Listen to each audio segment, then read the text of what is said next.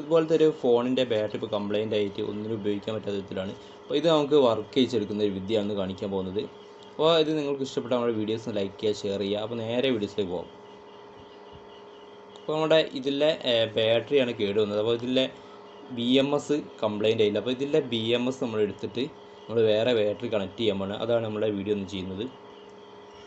അപ്പോൾ ഈ നമ്മുടെ ഒരു ബാറ്ററിയുടെ ആംബിയർ കൂട്ടുന്നത് നമ്മൾ വിചാരിക്കുമ്പോഴാണ്. ഇപ്പോൾ ഈ ഒരു ബാറ്ററി ആണെങ്കിൽ 2000 mAh ഉണ്ട്. അപ്പോൾ ഇത് 2 ആകുമ്പോൾ 4000 mAh ഉണ്ടാകും. അപ്പോൾ ഇത് 3 ആകുമ്പോൾ 6000. നമുക്ക് നമുക്ക് ചൂസ് ചെയ്യാം.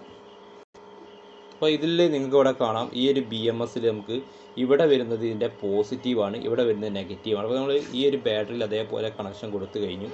അപ്പോൾ ഇതിൽ നിങ്ങൾക്ക് ഇവിടെ കാണാം ഇതിൻ്റെ കണക്ടർ, ഈ ഒരു കണക്ടറാണ് നമുക്ക് യൂസ് ചെയ്യുന്നത് ബോർഡിലേക്ക് കണക്ട് ചെയ്യാൻ.